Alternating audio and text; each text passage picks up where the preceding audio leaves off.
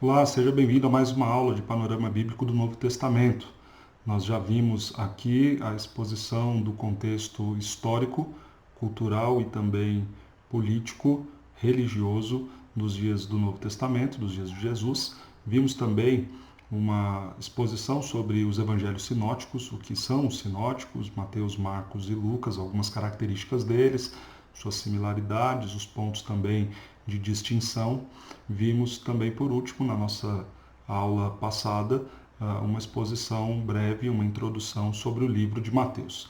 Hoje nós daremos sequência vendo então essa introdução do Evangelho de Marcos. Vale relembrar que em aula de panorama bíblico nós não conseguimos aprofundar capítulo por capítulo, versículo por versículo, expondo o texto como se estivéssemos em um sermão. Não dá para fazer isso. É uma exposição geral, uma visão geral de todo o livro para te auxiliar nos seus estudos pessoais e também na preparação de estudo para ministrar a outros irmãos. Então vamos falar um pouquinho aí do Evangelho de Marcos. Quem escreve o Evangelho de Marcos, embora não se identifique no livro dizendo eu, Marcos, escrevo, mas a tradição da igreja atribui a escrita a João Marcos. João, o nome judeu, e Marcos, o nome romano, o nome gentílico, né? Então, quando a gente usa a expressão, em alguns momentos você vai ver na escritura Marcos, em outros momentos João Marcos. Então, a utilização dos dois nomes era algo comum naquele contexto do povo judeu e do povo gentil convivendo juntos, então era natural que isso acontecesse. Então vamos falar um pouquinho de João Marcos. Quem era ele? A Bíblia nos relata lá em Atos capítulo 12, verso 12, que ele era filho de Maria, primo também de Barnabé. Maria não é a mãe de Jesus, estamos falando aí de uma mulher abastada, com muitos recursos. É ela quem recebe os apóstolos quando eles saem da prisão, e diz o texto lá de Atos que a igreja, muitos irmãos estavam reunidos em sua casa, o que nos faz então pensar que era uma pessoa que dispunha de bastante recursos. E João Marcos vai acompanhar, depois desse episódio, o apóstolo Paulo na sua primeira viagem missionária, como um auxiliar, como um ajudante. Não um ajudante na missão da pregação, parece-me muito mais um ajudante em serviços gerais, em serviços ligados talvez à logística, à assistência, a parte mais bruta que uma viagem exigia. Ele vai ser ali auxiliar tanto de Barnabé quanto de Paulo. Ele vai abandonar Paulo e Barnabé, e esse registro está lá no capítulo 13, versículo 13. O texto não nos fala o motivo desse abandono, mas ele volta para Jerusalém, ou seja, volta para sua casa. É justo entender, era um jovem, um menino ali criado com boas condições e bons recursos, de repente vai para o campo missionário, enfrenta as dificuldades de uma viagem que não era lazer e passeio, e volta para a casa da sua mãe, volta para o conforto da sua família. Em alguma medida, parece que os motivos não foram os mais justos, né? Os mais louváveis. Nos parece mesmo de uma desistência, né? Isso porque lá no capítulo de número 15 de Atos, você vai ver Paulo rejeitando a possibilidade de João Marcos se unir a eles, né? O que vai gerar todo um desconforto entre Paulo e Barnabé, porque Barnabé quer que João Marcos os acompanhe, e Paulo é irredutível e fala, né? Como é que a gente vai levar aquele que antes nos abandonou? Então parece que o motivo do abandono não foi lá uma causa tão justa. Parece que foi mesmo uma crise de um menino novo que decide voltar para a casa dos pais depois de ter um choque de realidade no campo missionário. Mas, independente disso, é certo que houve essa dificuldade, houve esta insatisfação por parte do apóstolo Paulo, a ponto dele não querê-lo mais consigo na viagem. No entanto, a história não termina assim. O final da história para João Marcos não é esse. Ele não sai como um covarde, como alguém que abandonou a missão no meio do caminho. Quando nós olhamos adiante, em Colossenses capítulo 4, verso 10, quando Paulo escreve aos Colossenses, Paulo, está preso na prisão domiciliar em Roma, e ele vai dizer que junto com ele, né, que está com ele também João Marcos. e cita João Marcos como um companheiro. A Bíblia não fala para a gente como que eles se reencontraram, qual foi a conversa que eles tiveram, mas quando nós olhamos a história então mais adiante, parece que João Marcos voltou a servir o apóstolo Paulo e a ponto de até estar agora encarcerado com Paulo. Então, se por algum motivo ele abandonou anteriormente, se fosse por medo, fosse por uma atitude pouco corajosa, agora é alguém que está corajosamente enfrentando a prisão, enfrentando a perseguição ao lado do apóstolo Paulo, participando dos sofrimentos do apóstolo Paulo. É interessante notar também que quando nós lemos o texto de 2 Timóteo, capítulo 4, lá no verso 11, quando Paulo está ali na masmorra em Roma, já no momento próximo já do final da sua vida, numa prisão muito mais severa do que a primeira, Paulo vai pedir para que Timóteo venha e leve com ele a João Marcos, dizendo que João Marcos seria muito útil para ele naquele momento de encarceramento. Então veja, quando nós olhamos para essa história de João Marcos, um menino novo que sai da casa dos pais, uma família abastada, acompanha o apóstolo Paulo na primeira viagem, desiste no meio do caminho, não se vê encorajado, empolgado para seguir o caminho com Paulo, volta para a casa dos pais, depois quer voltar, quer seguir a missão, mas é impedido. Paulo fala, não, com você não tem mais papo, não tem mais conversa, mas no final consegue ter aí a restauração do relacionamento, do ministério, do serviço e o final da história é muito belo, mostrando que João Marcos é alguém estimado agora por Paulo, ao ponto de que no momento final da sua vida, Paulo pede para que ele esteja junto, entendendo que ele seria muito útil. Então, aquele menino que não era útil lá no capítulo 15, porque havia abandonado, agora no final da vida de Paulo, alguém já mudado, transformado, maduro, está ali pronto e é necessário para ajudar o apóstolo. João Marcos também é mencionado pelo apóstolo Pedro. Diz o texto, então, lá da primeira carta de Pedro, no capítulo 5, quando Pedro vai chamá-lo de meu filho na fé. Então acreditamos também que tanto Paulo quanto Pedro, que foram presos em Roma, tiveram esse contato com João Marcos e João Marcos serviu tanto a Paulo como também a Pedro, e Pedro o chama meu filho na fé, né?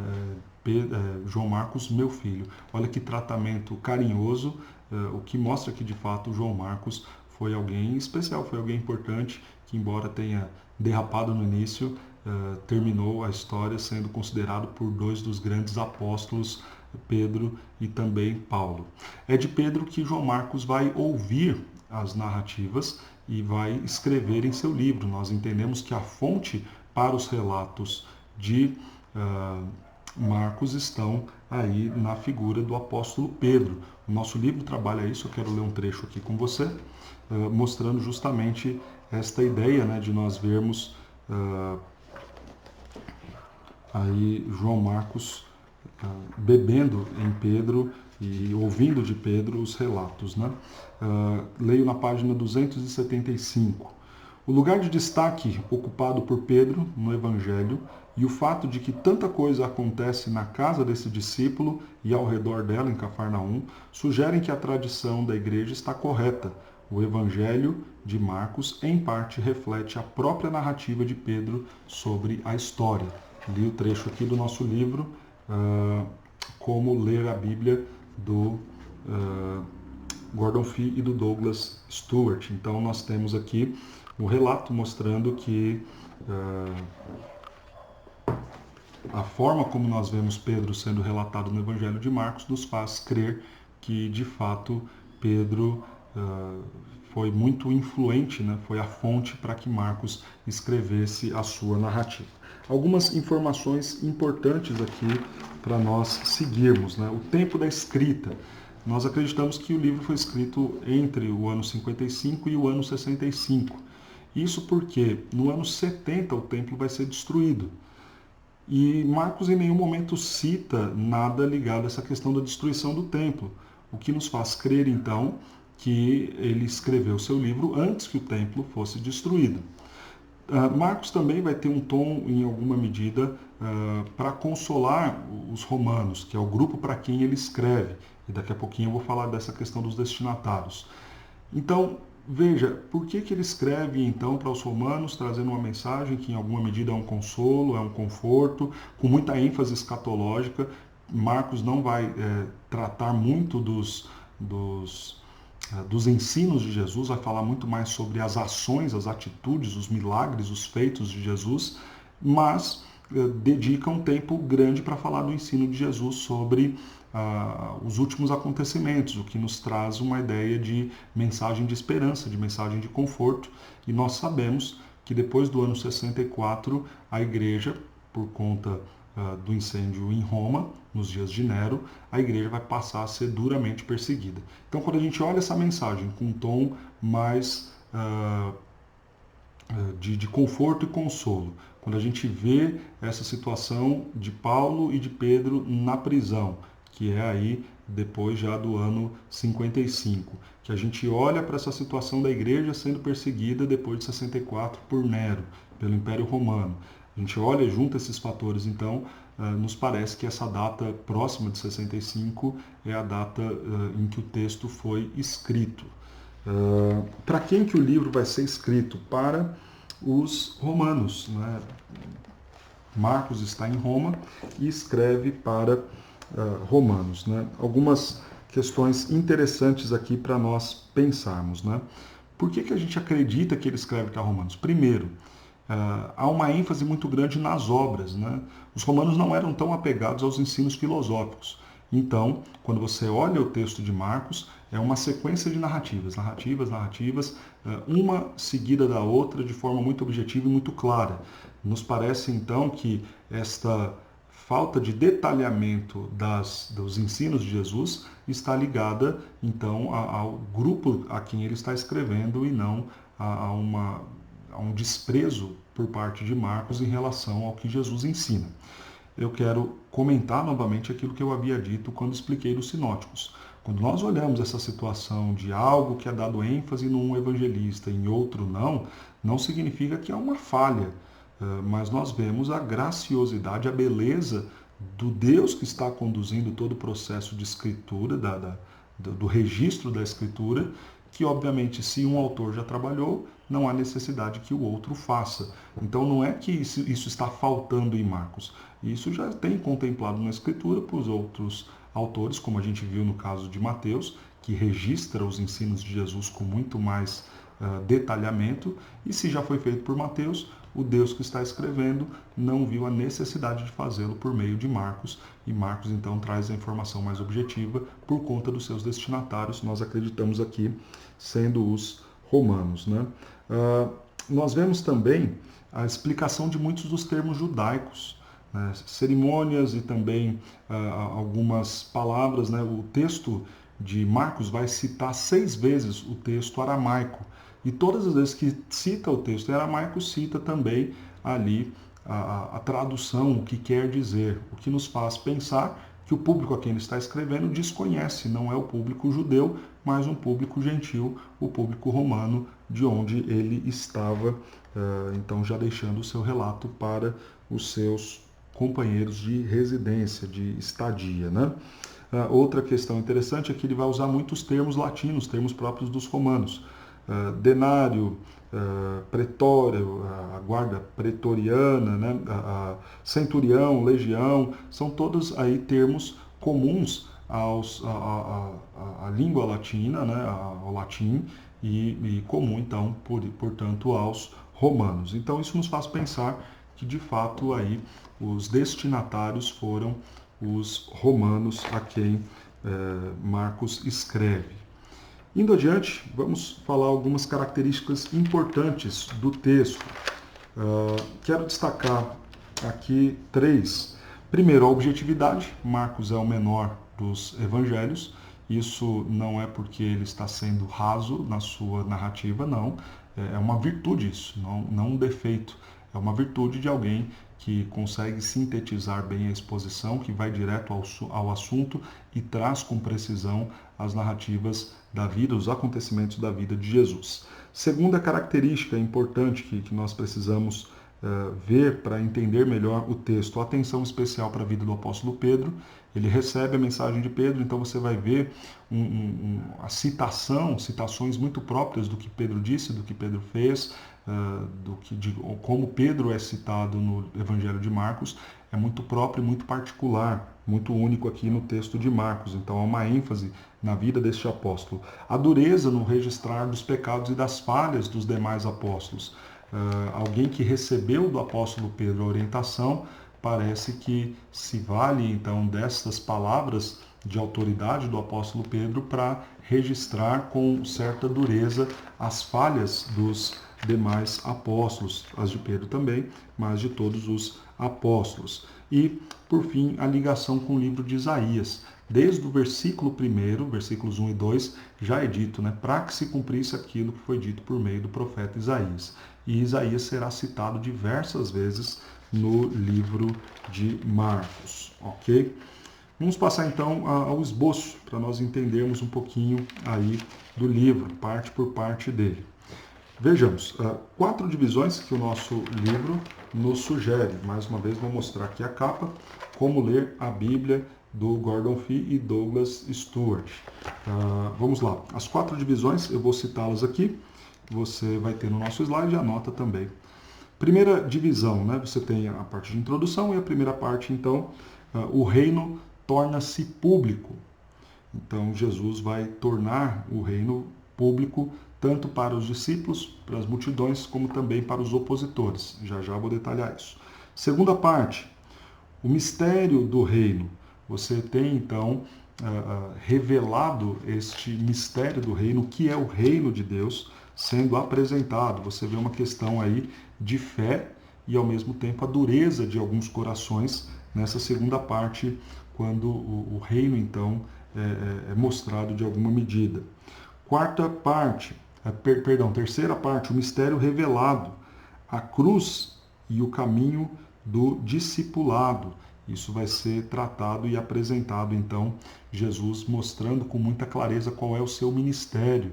Eu vim para morrer na cruz pelos pecados. E a quarta parte, então, o rei chega a Jerusalém para morrer. Então, vou repetir aqui. Primeira parte, Jesus mostra o reino torna-se público. Segunda parte, o mistério do reino, fé e corações endurecidos. Terceira parte, o mistério é revelado para que Jesus veio para morrer. E quarta parte, o rei chega a Jerusalém para a sua morte. Então vamos ver cada uma dessas partes. Quero começar falando então aqui da introdução, o prólogo, onde Jesus vai ser apresentado no livro. Nós temos aqui de forma muito objetiva Jesus sendo validado, sendo autenticado, a autenticidade da pessoa de Cristo sendo feita logo no capítulo 1 de Marcos. Como Marcos está escrevendo para romanos, ele não se vale de genealogias, aquilo não era importante para os romanos. Ele vai mostrar que Jesus é Deus, é o Filho de Deus, é o Messias, é o Rei. Olha que interessante. Ele foi anunciado por Isaías, então o que está sendo escrito no livro de Marcos é para cumprimento do que está em Isaías, isso está dito aí no versículo 2 do capítulo 1. Depois, amparado pelo testemunho de João Batista, então o que Isaías disse, Jesus veio e faz, representa aquilo que foi profetizado por Isaías. Isso é amparado pelas palavras, pelo testemunho de João Batista, o precursor de Jesus, validado no batismo pelo próprio Pai. Este é o meu Filho amado em quem me comprazo, em quem tenho prazer, e provado e aprovado na tentação. Tudo isso acontecendo muito rapidamente, logo no primeiro capítulo, mostrando quem é Jesus, o Filho de Deus. Quem é Jesus, o Messias prometido? É o Rei. Ele é o rei anunciado por Isaías, validado por João Batista, validado pelo Pai, é o meu Filho amado, e aprovado por meio da tentação. Então nós temos nessa introdução Jesus sendo apresentado, né? Jesus sendo introduzido aqui no livro, sendo apresentado, né? Na primeira parte, então, nós temos o reino sendo público, né? Como que este reino de Deus vai ser agora apresentado por Jesus às pessoas. Primeiro aos discípulos, Jesus chamando os discípulos, capítulo 1, versículo 16. Depois os muitos milagres, Jesus fazendo diversos milagres, e esses milagres aí atraindo multidões. Então Jesus se apresenta particularmente aos discípulos, chama os discípulos, depois por meio de muitos milagres, você já tem as multidões seguindo Jesus, e também a figura dos opositores. Então Jesus vai passar a ser conhecido pelos discípulos, pelas multidões e também pelos opositores. Olha que interessante em relação aos opositores, né? Veja a sequência que nós temos no livro. 5 narrativas são colocadas, né? Jesus vai ser acusado de blasfêmia quando ele vai curar o paralítico. Então ele perdoa pecados, algo que só Deus podia fazer. Então ali ele já é acusado pelos opositores de blasfemar. Depois ele vai chamar Levi, vai comer com pecadores, vai ser acusado disso também, opositores, na segunda narrativa. Depois ele vai ser acusado de não cumprir o jejum, opositores se levantando mais uma vez. Depois, quarto, de profanar o sábado.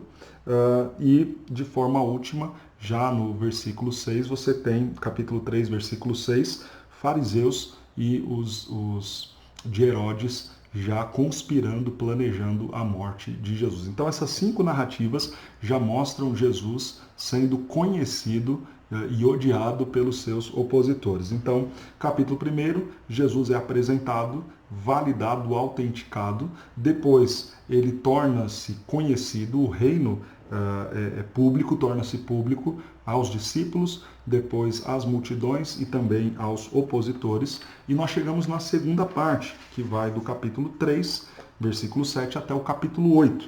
Nesse trecho, nós temos aqui então o mistério do reino, é o título que o nosso autor usa.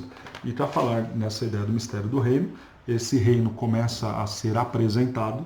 Então você tem no capítulo 4 as parábolas do semeador, a ilustração também com as espigas de milho e com grão de mostarda. Então tudo isso são as semelhanças do reino, e o reino vai sendo em alguma medida mostrado por Jesus. Depois você tem uma questão de fé que está envolvida no reino, quando você tem 4 narrativas belíssimas aí, Jesus acalmando a tempestade, curando o endemoniado, curando a mulher com fluxo de sangue, depois a ressurreição da filha de Jairo.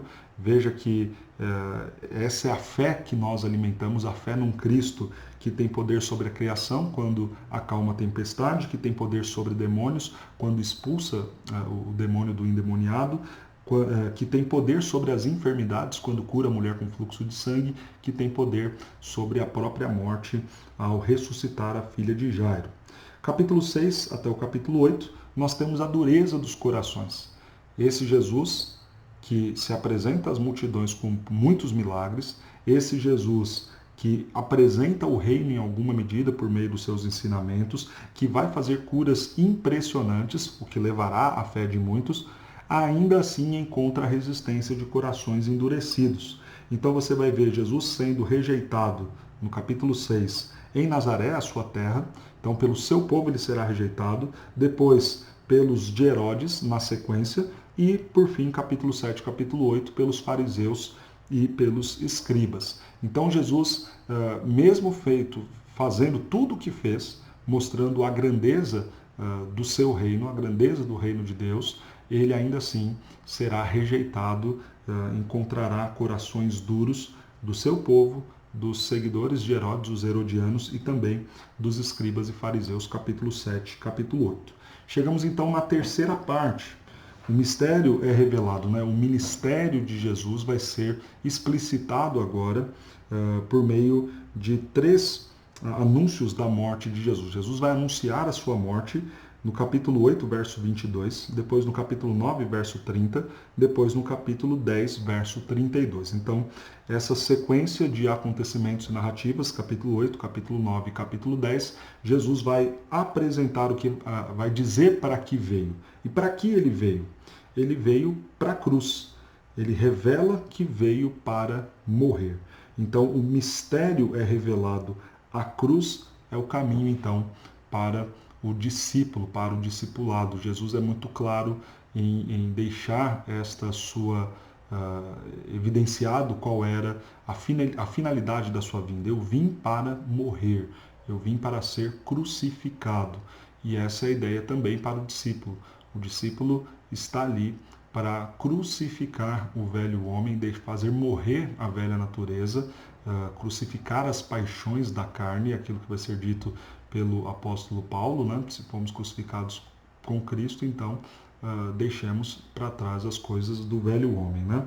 E essa é a missão de Cristo. Por fim, a quarta parte, o rei chega a Jerusalém para efetivamente cumprir o seu ministério. Ele veio para morrer e vai para Jerusalém, então, para enfrentar a morte. Olha que interessante, no capítulo 10, verso 46, né? Nós estamos falando aí sobre fé e corações endurecidos. É a tônica do final da segunda parte, né? Jesus faz muitos milagres, muitos creem, mas ao mesmo tempo muitos ainda têm um coração duro, perseguem, tramam e planejam a morte de Jesus, e ele sabe, está consciente disso, sabe que veio para isso. E olha que interessante que ao chegar em Jerusalém, ele vai curar um cego. E um cego vai enxergar que Jesus é o Filho de Deus. Vai clamar, Filho de Davi. Um cego enxergando aquilo que muitos não enxergaram, a verdade sobre Jesus, sobre quem ele era. Depois o cumprimento profético, né? Jesus vai cumprir aquilo que estava anunciado pelos profetas, a sua entrada triunfal, amaldiçoa a figueira e depois entra e purifica o templo. São os registros seguintes. Por fim, nós temos no capítulo 13 o discurso escatológico de Jesus, aquele a quem eu havia dito que Marcos dá uma ênfase incomum no seu estilo, porque ele vem só falando do que aconteceu, muita ênfase a acontecimentos e não a ensinamentos. No entanto, aqui no capítulo 13, ele passa a falar dos ensinamentos, o que nos faz pensar que essa mensagem escatológica servia para esse contexto de perseguição da igreja que estava em Roma. Então ele escreve para eles a fim de alguma medida consolá-los e animá-los pelos muitos feitos de Jesus. Então vejam quem é o nosso rei e saibam qual é o futuro que nos espera, que nos aguarda. Então o discurso escatológico de Jesus vai ser registrado por Marcos no capítulo 13 e depois capítulos 14 e 15 o registro da crucificação, ressurreição de Jesus e, por fim, o capítulo 16, Jesus ressuscitado envia os seus discípulos. Então nós temos aqui esse rápido e breve esboço do livro de Marcos. Vimos aqui que Marcos escreve a história de Jesus, a narrativa de Jesus, dando ênfase principalmente nos acontecimentos que demonstram que ele é o Messias, que demonstram que ele é Filho de Deus, o Rei anunciado pelos profetas, os feitos, os milagres, a grandeza do ministério de Jesus. O texto também de Marcos vai nos mostrar a grande oposição que Jesus sofreu e vai, por fim, mostrar o ministério de Jesus e o seu final vitorioso. Essa é a realidade também para a igreja. A igreja ela está em uma situação, quando nós olhamos o que é a igreja do Senhor Jesus, é a igreja que é governada, dirigida por Ele, é a noiva de Cristo. No entanto, ela sofre muita oposição interna, externa também.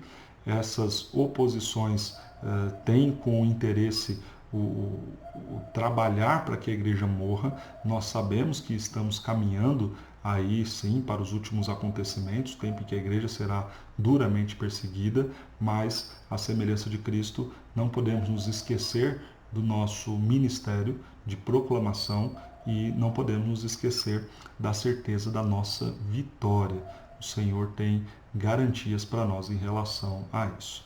Que o Senhor nos abençoe, que nós consigamos ver esta grandeza do nosso Cristo, como Marcos viu e enxergou e registrou, que nós vejamos nos atos, nos ensinamentos de Jesus e na glória que está reservada para nós no futuro. Que Deus te abençoe.